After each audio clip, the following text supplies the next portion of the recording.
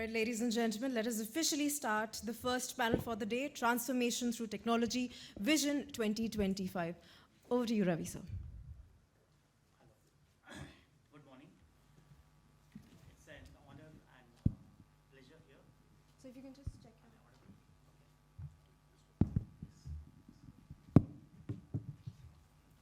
Hello. Good morning.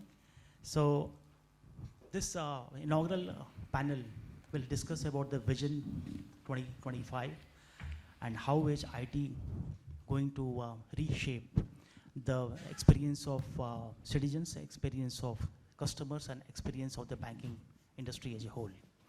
So let me start with our host state, Revathi itself.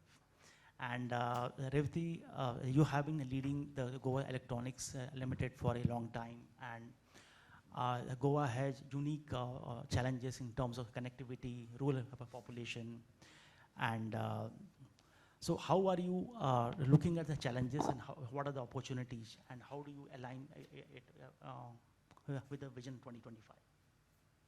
Good morning, everyone, and to all the dignitaries on the days, my fellow colleagues here, colleagues from other state, welcome to the state of sea, sand, and sun, as they say.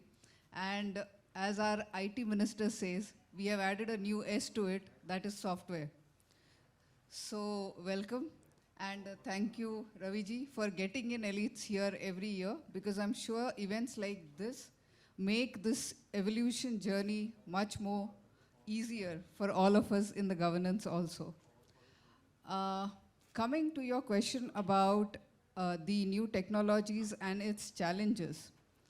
Of course, technologies like AI and blockchain and robotics, even in Goa, we have started working on this, whether it is IoTs in the mines or to the AI tools that we are now using in the tourism sector, because these are the two major contributors to our economy. These technologies are seeing their headway in these sectors. But as we go through this, we realize that these disruptive technologies, we can't really catch pace with it. The kind of speed with which these technologies are getting into the field. So the best way is to understand probably what are the challenges and the learnings that we are taking through our journey. The first I would put up here is, many a times we in the government tend to misconceptualize progress with maturity. When we started off in the state also, we have a very excellent portal called Goa Online, where we started with around 30 departments and 70 services. Then we kept on measuring 4 lakh users, 17 lakh users, 20 lakh transactions, and we all were very happy. But friends, that is progress. And technologies like AI and blockchain tell us that there is much more to this. And now we need to look at maturity. Maturity is when we look at not replicating the systems, but replacing the systems. Administrative reforms in itself needs to play a very huge role. This is what I feel, the major challenge that we face. So replicating is not the solution, replacing is a major way. Instead of asking how we do this using technology, the first question we all should ask, I feel, in the governance is, why do we do this? Do we really need this NOC to be here? Do we really need this approval from this department to be here in the process of the services?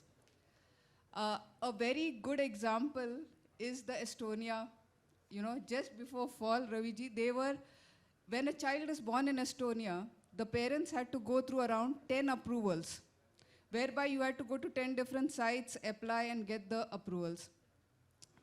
Very positive for them. Just before the pandemic, they implemented a system where, based on all the databases, predictively, when the child is born, based on the economic background, educational qualification of the parent, everything put together, the system itself would tell that these are the 5 schemes under which your child is eligible, please apply at a click. I know that when it comes to integrating data, data sharing and privacy becomes a huge issue. And these are areas which we need to see also. I think through the pandemic, a major thing we all learned is data is God. And fortunately, unfortunately, like God, in case of governance, data is hidden, is hugely hidden.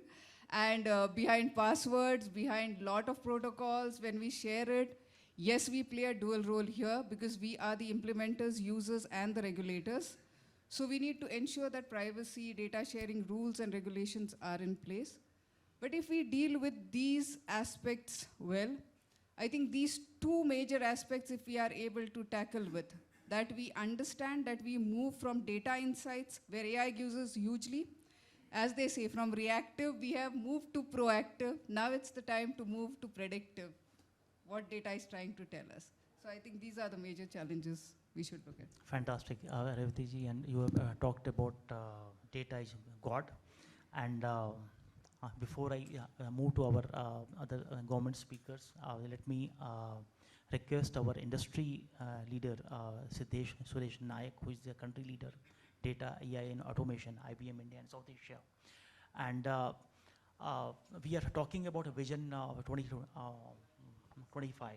And how do you see that importance of IT and importance of technology in shaping our vision? Thank you. Thank you. Thank you for the. Is it working? Yes. Yeah. So, thank you for the question. It's indeed an honor and a privilege to be part of this panel with these esteemed panelists. Good morning, everyone. Wonderful to be here in Goa this morning. So when we talk about Vision 2025, I'll take a step back in terms of where are we headed as a country. When we all heard Prime Minister's speech on the Independence Day, and a couple of things that are very, very clear about the direction we are taking. We are all we are on the annual of becoming a data superpower. From a data explosion perspective, all of it is happening right here in the country. And the direction that the government is wanting to take is about how does India move into becoming a data superpower. And let me give you a few examples. And this is one of my favorite examples. We have Tata Memorial Hospital in Mumbai. The kind of data that one hospital produces, the kind of oncology research it can spear, it can lead into is unparalleled. There are companies across the world who would have spent millions and billions of dollars acquiring medical record companies to get certain data to create oncology research. But some of that data lies right here within the country, and the whole aspect is about how do I create a framework where government becomes a custodian of data, a API-based economy, and where you start extending that data with the right governance, with the right frameworks for the industry and the startup ecosystem to start taking advantage.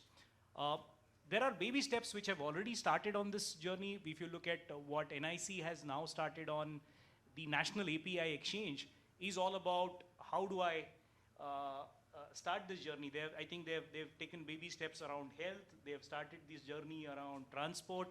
GS10 is the next piece that comes in. Now, as this really grows and moves to the next level, what we're talking about is a digital ecosystem within India, which is really, really unprecedented. And it will take the entire economy to the next level. It is about how do I use the data which lies within the country to create IP for the country and the world as well. That's the other part that again it was part of Prime Minister Modi's independence speech. It is about world-class citizen experience. It is about class for the mass. How do we have the best in the world? And India has demonstrated this over the past few years. We've leapfrogged. It is no longer how do I pick things that have happened in the rest of the world and bring them onto India. It is about we leading the world, we leading the charge. And we've seen that with a lot of things. There was UPI, there has been CoWIN, a lot of things where India as a country has led the charge. A few more examples, in fact, very recent examples around we leading the charge or class for the mass example. And in fact, this is just as recent as 2 weeks back. There was one of the first fairly large metaverse POC that happened in a town called Mandya in Karnataka. Right? Everybody's question was, why Mandya? Why a small town? And the whole direction is getting into, see, the word inclusion is actually a misnomer. Here we are an urban population which is less than 30% of the population trying to say, I'm going to include the 70% rural population. And I think the direction that's being taken is a beautiful thing in terms of how do we really start with the class for the mass. And going back to this example, this was a metaverse, it was a metaverse MVP they tried in a college in Mandya. And within 40 minutes, and this was an electric car metaverse setup, within 30 minutes, the organizers actually set it up and went for a coffee. They left it to the students to see. And within 30 minutes, they were adept at it, running it to the extent. So this whole perception about what happens, will they be able to embrace that technology? Will they be able to? So that is the next wave. We will see the rural penetration going to the next level. Now, as these things happen, as the BFSI industry, as IT technologists, are we prepared to go embrace this change, and how do we accelerate ourselves and lay that technology foundation that can go cater to this real explosion that's going to happen over the next few years? How do we have a multi-cloud, data-centric backbone that allows you data portability across the board, brings in governance levels which are really, really stringent. In fact, there was a privacy bill on the table. It got shelved for some changes, framework changes to come in, and we'll soon see it come back again in probably a couple of quarters and be a framework that comes in. And Revathi madam briefly touched upon it, on how governance is going to become a backbone of a lot of these things as they really, because this digital ecosystem is about a API framework. And not that there are a lot of examples where this journey has already begun. SBI started it with Yono a couple of years back. It is a digital MSME marketplace where not only are the MSMEs coming on board for doing their banking services, but they're actually transacting their business on the entire platform. And that's the change that the banking industry is also bringing in. The convergence of banks and fintechs is another big example that we'll see in the years to come. And that again brings in a framework, a technology requirement that takes it to a next level. Another classic example of this is the Open Digital Network for e-commerce, the new initiative that government is attempting around how do I create an equivalent of Amazons and Flipkarts that's going to touch the smaller merchants, the millions and millions of merchants that exist who can't compete with the e-commerce giants of the likes of Flipkarts and Amazons. And the first pilot, again, this is a classic. The first pilot is, as we talk, is happening in Udupi. It's not happening in Mumbai, not happening in Bangalore, but happening in Udupi. I think that is where the new India is all about, and we ourselves need to gear ourselves to lay that foundation to be able to address some of these changes. Fantastic. Siddesh, you have touched upon a whole range of topics from metaverse to ONDC to various other initiatives which are happening both in the government sector and the private sector, and which, when they converge, will lead to a much more dynamic IT ecosystem. So let me request our next speaker, Mr. Aleixo, from the government of Goa. You are handling the Industrial Development Corporation. So if you can briefly talk about how you are seeing the IT ecosystem of Goa evolving, and also as a industry organization, how are you helping catalyze this IT ecosystem here? Well, I think I must be the only politician here. And I come here by chance, not by choice, because the IDC chairman is a politician. Well, I don't know, there are so many intellectuals here. I think I must be the only one who's not. Well, I'll try to be a little more astute if I can. Let's look at it this way. My colleague was speaking just now on the side that he says that there are, technology has to be embraced. I look at it into three things, basically on an overall perspective. One is, there are three spheres. One is the top layer. The top layer feels everything is going rosy. And everyone around says that it's going rosy, rosy, rosy. And it's a make-feel, like the Prime Minister says, like everybody says. It becomes a make-feel situation. The middle layer is, where we look at it, where people are the urban population or rather a village population ready to take over the technology. Certainly, yes. And the last, how to win trust, which is the major sector. That is the biggest sector of people that are available. Basically, you call it IT, you call it everything. Ultimately, whether you like it or not, it's the people. So you have to find ways how to get it. I think there somebody has to work. That's where that trust factor, where technology and the trust factor have to somehow go in line. Like for example, I will look at it in the common language and the common man's perspective. Like, technology can be like, what about IT and what about your net and all those. I'm talking of Facebook and all those things. Simple, I'll put it the way, the common man looks at it. Like, what is right and what is wrong? If we can segregate the right and the wrong nicely for the common man, I think technology will not be a problem to any extent. Embracing technology is, a common man sometimes feels, Arey Baba, can we trust this thing? So I'm looking at it at a ground level. I don't know how many people will agree with me, but I would look at it that way.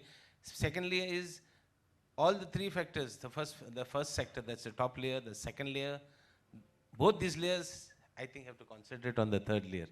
And if that is done, I think we will reach faster than anybody predicts reaching then you can have iClouds, you can have everything in place without any problems. And the last part is, all this technology, someday, can somebody, attack it and finish it off in a day and put everybody in a quandary? Only those things I would like to say. With that, I think as a chairman of the IDC, we try to put in technology. Like it is said, the devil works faster or better than the saints. The saints work less. Technology, there are people who will, use technology to see something is sabotaged. So I think that sector also we need to pay attention. Like for example, we did everything online in our IDC, and the stuff over the years, works so well. You have to appreciate them. They destroyed the system in just 2 years. So their day came just before I took charge, and I believe they were told, don't apply online. Please bring paper, otherwise your files will be lost. I could not understand what this was. Finally, when I took over, I'm trying to put things in order, and I think we will certainly succeed. We have got everything online. The systems are in place. We are a state where we are ease of doing business. We are working on it. I think lot of improvements. Over the years, maybe somebody has had a bad experience. I'm not going to say no, not going to question somebody's wisdom on that, but I will certainly say that we look forward in having ease of business in a much better way. We have got a good system. We have got certainly, not that I am there, I think we have got some good people who will do some good work there. I think Mr. Revathi will not deny it, but certainly we look about people coming to go and doing business. Well, other things, I think so, pandemic taught us a lot of things. Like I think most of the speakers will touch it also. I think even the gods were not spared. So I think even that went online. All prayers, everything went online. Whether you like it or not, you could not get out, so it had to be online. Well, we have to certainly see that technology reaches the common man. The challenge is that the right technology, or rather not the right technology, I mean technology is right, but the right method is used to see they penetrate. I mean, the good should surpass the bad, and that's it. And I think on part of the Goa government and the IDC, we are very well aware about the needs. We look, it's not only, we'll just not look, but it's going to be a challenge to meet the requirements of the industry. I think with that, I'll sum up and leave it to the other speakers who certainly have much more than me to say. Thank you. Thank you, Mr. Aleixo, and thanks for putting this vision of like having people in the center. You talked about at the end of the day, everyone has to work with the people. So we can talk about all IT and all big things, but at the end of the day, how do people consume the IT? How do people experience this, and how they are able to benefit from it? That is the most important question. Let me now reach out to Vipul, Mittra ji, who is the additional Chief Secretary to Government, Panchayats, Rural Housing and Rural Development Department, Government of Gujarat. Sir, you are implementing several ideas to reach out to the rural areas, and especially the e-gram initiative. So if you can talk about that, how it is impacting and changing lives, it will be great. Thank you very much, and my compliments to the Elets team led by Ravi ji. That very well organized, very well located event. Everybody likes to come to Goa, and it's like, real place for working with joy. Revathi mentioned about work-life balance just when we were talking. I would say this is the best combo you can think of the modern era, post-pandemic era. Okay, so as the government people, both of them were saying, the common citizen is what matters the most, ultimately. It is the ease of living, which is important, ultimately. Now that is the concept, the happiness index. So for the common citizen, how do you achieve that? To tell you where Gujarat is today, I would like to go back to the year 2008, when I was the Development Commissioner and our PM was the Chief Minister that time, Mr. Modi. I was handling development in about 18,000 villages, about 14,500 panchayats in the state, massive state that time, and we were hearing of BharatNet connecting all the villages in the future. Mr. Modi called me and said that BharatNet jab aayega tab aayega, but we want to connect Gujarat villages at the earliest. There was a lot of debate. Our finance secretary was trying to say that this is not a good idea. We should wait for Bharat Sarkar to come and set up fiber optic, which is now, in fact, after all these years, happening. But he said, no, I want to do it quickly. Without the fiber optic, do it as far as possible. So we put up a proposal for putting VSAT-based connectivity, not very fast connectivity. So each village, 14,500 panchayats, we made a project, said that we will connect all the villages. Many of the companies I saw the stalls outside were working with us that time. And each village will have a computer, a printer, and a VSAT. So it's a standalone system. And through a transponder, we get not a very high speed internet, but we were having, to begin with that time, this connectivity. So we set it up in 6 months in Gujarat in the year 2008 at a breakneck speed. The question came, who will operate these computers? Will government employ 14,000 people? Again, a novel idea came from our chief minister that time, and he said that no, we will not employ government people, because once you give them jobs, they stop working. Like Patwari stopped working, we call them talatis. So these people will also not be available if you once you recruit them. So what is the model? So that time he thought of a model called Village Computer Entrepreneur. You have CSEs today, it is a precursor to that. A fee was decided, he will take 20 rupees per service, and he will provide service at the grassroots level, at village level. So people don't have to go to talukas or to the district. So with this idea, we set up 14,500 local youth within the period of 6 months and made all the computers operational. Today, eGram connectivity has shifted to BharatNet just about, I would say, 6 months back. Till that time, VSATs were providing this through Airtel, and it was fairly satisfactory. With BharatNet, of course, it is a much faster delivery. Today, we are giving about 200 services at the village level, so people don't have to go to talukas. The VCs are, on an average, making about 10 to 20,000 rupees per month. They are the local youth. And we are adding, in what way we can improve this. We can have, allow them to do business, to book air tickets, do insurance services, birth and death certificates, ration cards, applying for driving license, learning license, tests to be taken there. So a lot of things have gone to the village level today, 200. We started with 12 services and today we have 200 services. There's another company of the state government called Gujarat Fiber Network Limited. I happen to be ex-officio chairman of that company. So which is basically taking the BharatNet project phase 2. So BharatNet project phase 2, which connects about half of the villages, is also being operated by this company to connect all the villages. Recently, we have decided to give free Wi-Fi to all the Gram Panchayats in the next 6 months. The work has already started. The tendering process will happen very soon. So this initiative, and we want to convert the Gram Panchayats into something like cyber cafes, We will put computers there.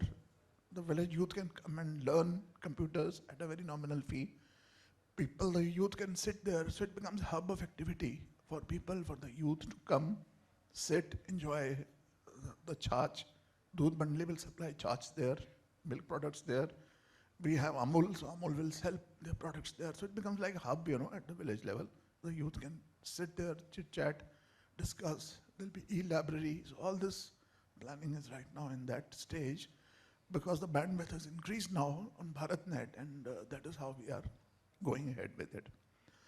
So this is what we could achieve. We have also, through this, started a project called Digital Seva Setu. So every 6 months, all the government departments reach the village level. There is a route which is decided. People go there, and all pending applications of the village are cleared. So every 6 months, all the backlog is cleared. The Tehsildar, the TDO, the local MLA, they visit the village from village to village. And it continues for an entire 1 month. And all villages are covered in that period. So people's pending applications, which they are not able to cater to, are also handled.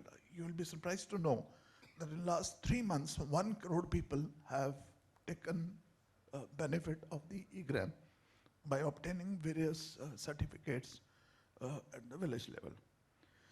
What we have done is also we have digitized the payments at the village level. So, this was also done as, the clock would rotate. I have come back to the same department on a higher post as Additional Chief Secretary. That time I was reporting to the ACS. Now I'm the ACS of the department. And the same department now is in the process of digitizing. It's already digitized all the 14,500 villages. The payment at the village level has been digitized.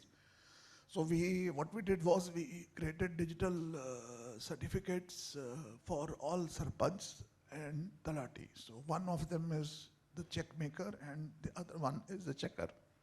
So the maker and the checker have digital certificates, and all the checkbooks have been withdrawn. So earlier at the village level, there used to be some frauds. People used to have, fake checks and all those kind of issues, embezzlements, all these things were happening. So we have registered about 70,000 small contractors and vendors on the portal across the entire state.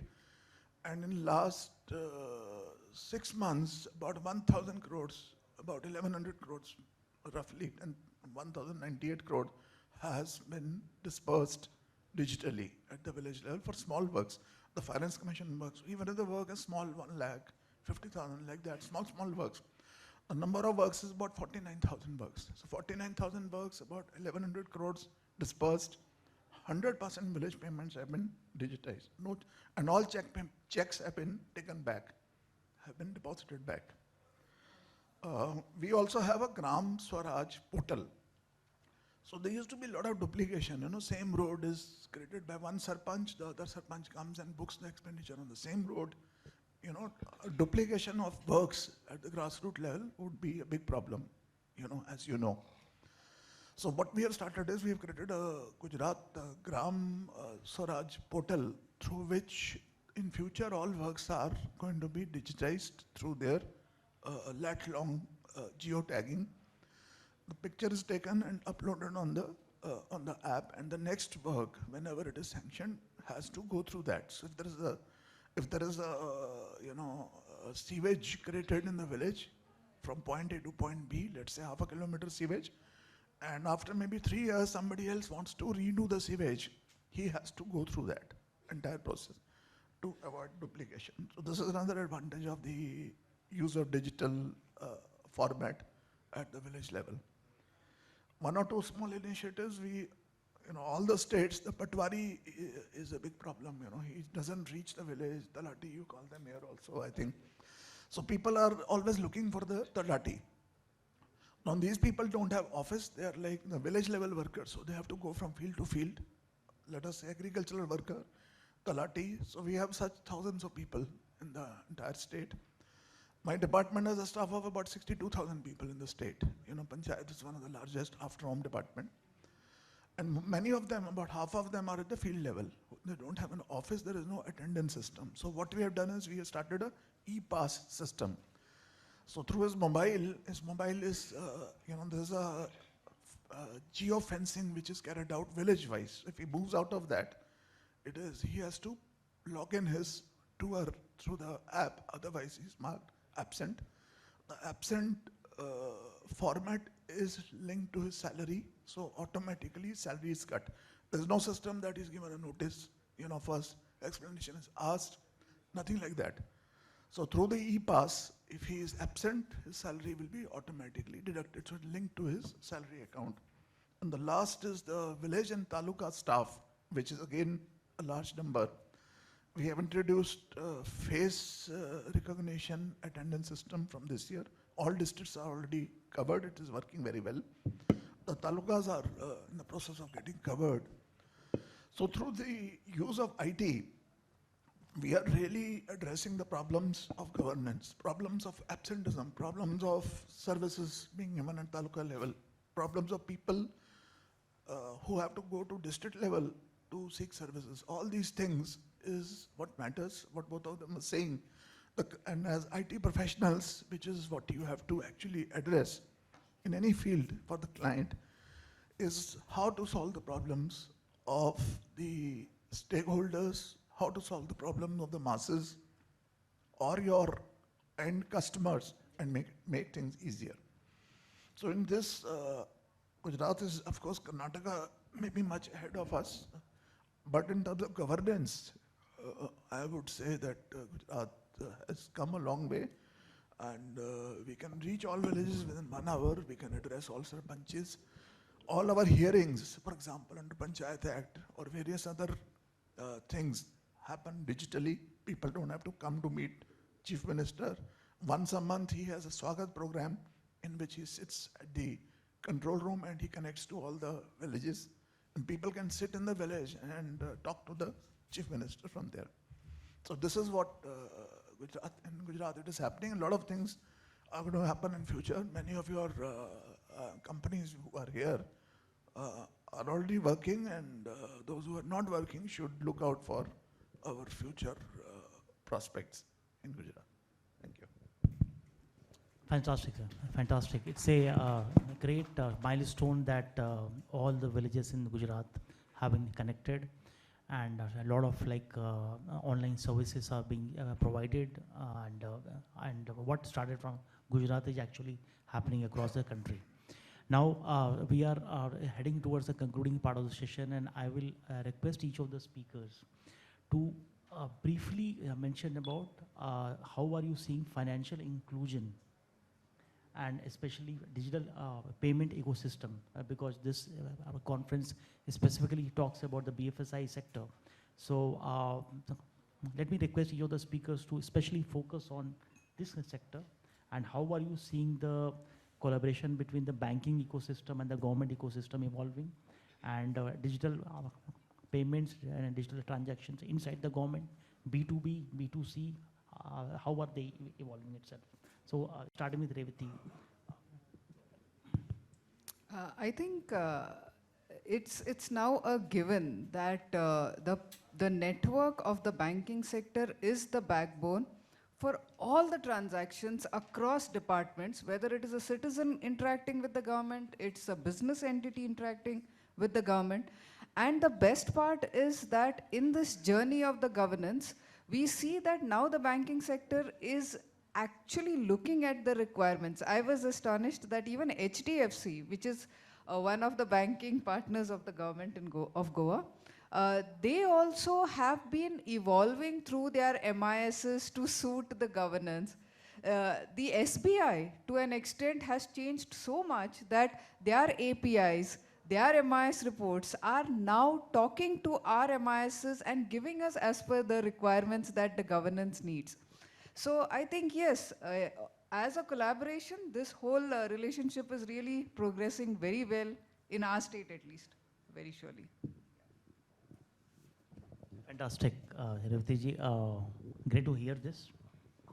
Let me request Suresh Nayak to give you a view about the overall ecosystem of the BFSI sector evolving. Yeah. So if you look at the UPI payments, the kind of explosive growth that we've seen over the last few years, we are still at a number. The last number, published number I had seen was 260 million unique users that you have around UPI now, and 50 million merchants is what you have on UPI. Now that is less than 30% of the population. So the penetration that we're talking about right now is sub 30%. Now imagine the scenario when this is going to scale to 60, 70% levels. Imagine the kind of backbone, the financial backbone, the technology backbone that it's going to call for as this goes to the next level. And that is what we all need to prepare ourselves to accelerate to go cater to that demand.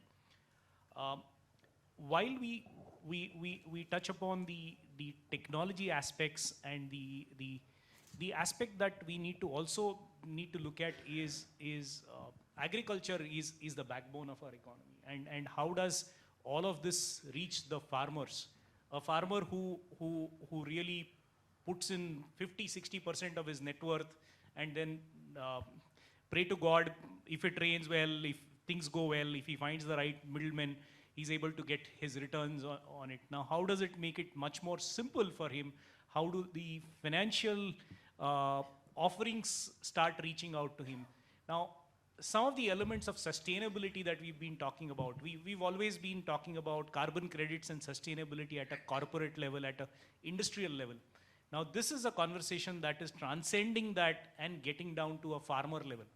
How do you start extending carbon credits and benefits and loans and financial offerings to the larger mass is what I think a lot needs to be done from a framework perspective, which is from the government side, and also from the BFSI segment as well as the IT partners to build that backbone. I think that is critical for us to take that next leap where we really bring in inclusion in the true sense. Fantastic. Thanks for touching this agriculture sector, Sudesh, which is the real backbone. And it was our savior of the economy in the times of pandemic. So we can realize that how critical it is for India to make it digitally enabled, this whole rural sector and the agriculture sector. Let me request Mr. Aleixo, you are from the political sector, so you are actually connected to the grassroots. So how are you seeing this whole ecosystem of digital payments evolving, especially in Goa, both from the B2B perspective and B2C perspective and B2G perspective? Basically, no issues as such. Only thing is, if at all some money is delayed due to some administrative delays, otherwise there is no issues of payments going through banking, net banking and all that. I don't think even the farmers have an issue as far as the payments are concerned. Now the only difficulty they have is the administrative delays, the technical delays, otherwise, or shortage of funds. Otherwise, there is nothing. Most of the issues are well laid out. The registrations, everything are all app-based. They get self-auto-generated also. So I don't think there should be much problems. Only thing is now, the future will be, to see that all these things are connected right up to a level where, where even if the crop fails, or even if something fails, it is linked, and the whatever the subsidies, or rather the benefits of the losses or the loss component gets directly credited to the account. If a system, if the DBT is, if they have, it is a, it could be somewhere where technology tells you, okay, this is failed, so they get their benefits, or rather losses are made up, or whatever. If the compensation comes, or could be even the subsidy, as far as the, which was subsidy they were supposed to get, it is auto-generated and goes directly to the account. I think that will solve a lot of problems of the farmers as a common man. And even common man issues are those, if they get their payments in time, without any administrative, bureaucratic, and also without forgetting, you must also not forget, sometimes there are shortage of funds.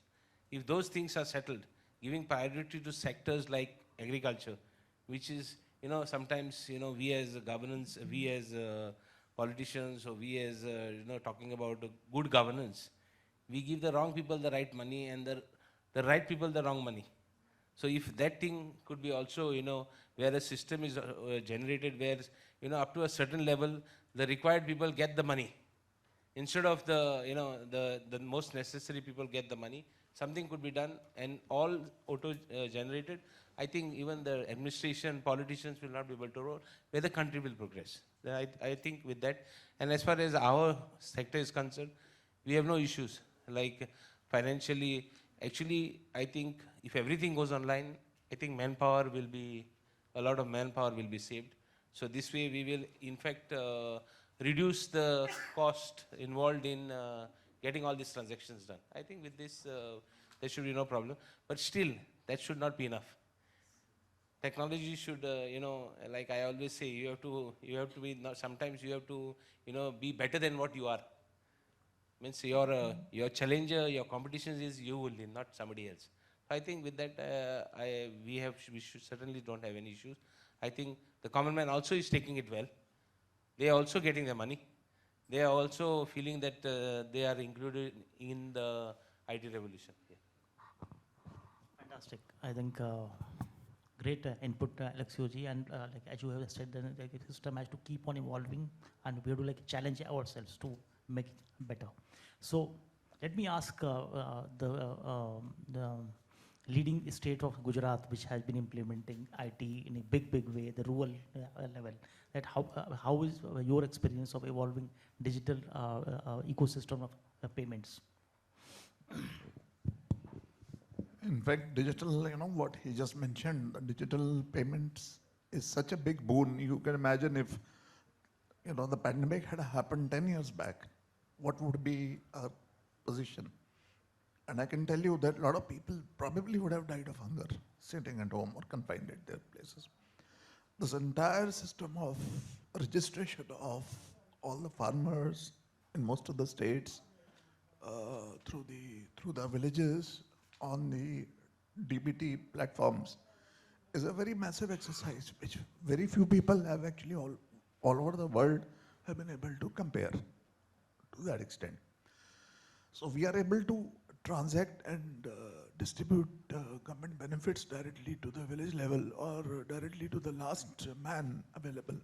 It is administratively so much more convenient as a complete insurance against leakages by the middlemen. And this has made possible for people like migrant workers, who had to go for thousands of kilometers initially. They walked for a few days. Later on, of course, the train was run and everything was sorted out. But during the time when they were working, they were without wages, even their employers were sending them their half wages or whatever through digital modes while they were in their states in Bihar and UP. and they had gone from cities like Surat, Ahmedabad in large numbers, but the salary would be credited to their account. Government subsidies will come to them. The food subsidy will come to them. And the farmer subsidies will come to them. So all this has become possible only because of the digital payment mode, which is there. So it's a massive revolution, in fact, to such an extent that almost everybody has UPI with them now. What he was mentioning, 30% of India's population has that access. In fact, other day, somebody was telling me, in Ahmedabad, near this area called Satellite, some of you are familiar with Ahmedabad, and across traffic signal, there are some beggars, So one of the beggars, he said, I don't have change. The beggar said, "Aap Paytm kar dijiye mujhe." So actually beggars are having Paytms now. So people don't have change. A lot of people say, change nahi hai, jao. Sir, Paytm kariye aap mere ko. So people Paytm 50 rupees to the beggar on the traffic signals. This is actually happening. So you can imagine the reach of the payment thing and the convenience, because many times we want to give something, but we don't have change. At airports, you use the toilet and you want to, tip somebody, but you don't have 50 rupees. So what do? You have only 500 rupees, so you avoid. Or you travel with 50 rupee notes. This is what was happening earlier. Now you can say, chalo batao, tumhara phone number, Paytm kar dete hain. So this is so much convenient for the giver and the taker. So I would say this is a great revolution, and it is good for governments, it is good for people, and this needs to pick up in a big way. All small payments, medium payments going through the UPI network is a tremendous, way forward for our society. Fantastic. I think this was an amazing panel. And the last and the most important idea which I heard was this digital payments for beggars. So with this note, we will conclude this session. Thank you all our audience. Thank you for joining in. Thank you all our esteemed speakers for joining in. Thank you so much. Thank you so much. And now, Ravi sir, I would request you to please present a memento to all of our speakers as a token of our appreciation. May I present a memento to Ms. Revathi Kumar, CEO and Executive Director, Goa Electronics Limited.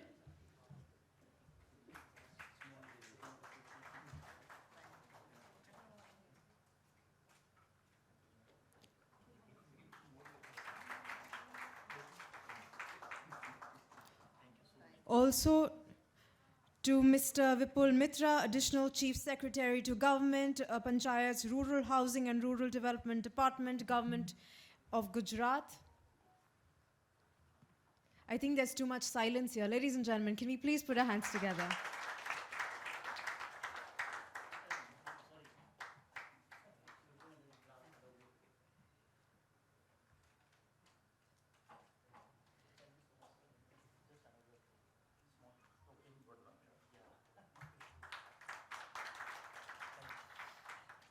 Next, may we present a memento to Mr. Aleixo Reginaldo Lourenco, Chairman, Goa Industrial Development Corp.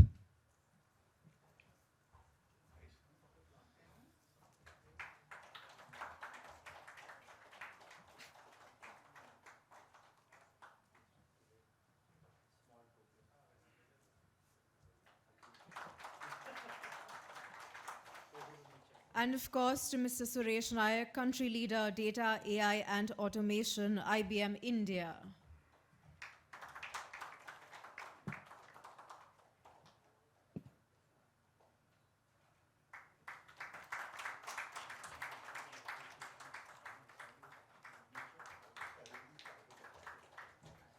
May I request our panelists to please rise for a group photo?